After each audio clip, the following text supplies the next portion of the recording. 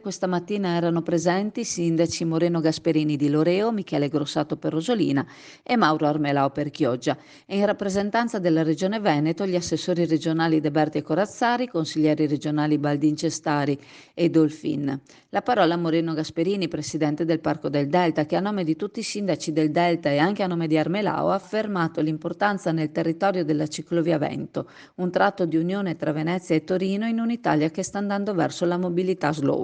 Oggi più che mai si deve dare spazio ai percorsi al turismo lento che possa permettere di visitare i territori conoscendoli più da vicino. Una giornata molto importante l'ha definita Gasperini per tutti i comuni del Delta, ma non solo, per dare un importante slancio al turismo sostenibile e il cicloturismo che potrebbe portarsi appresso un rilancio territoriale ed economico. Elisa De Berti, vicepresidente alla Regione Veneto e assessore ai trasporti, dopo aver confermato l'importanza di questa giornata per tutto il territorio, che ha una straordinaria potenzialità, ha affermato che quello a cui si è dato il via oggi è il primo lotto funzionale di 14,4 km dell'Avento, una tra le prime 10 ciclovie ad interesse nazionale, tra le quali quelle che interessano il Veneto sono ben 5, a significare di come il territorio della nostra regione sia ben disposto alla mobilità sostenibile. Tante le cose da fare, ha dichiarato la De Berti, e altrettanto tanti sono gli investimenti da mettere in campo. In questi anni si è investito molto sulle ciclabili, ha affermato, e qui nell'area del Tizia si sta facendo molto,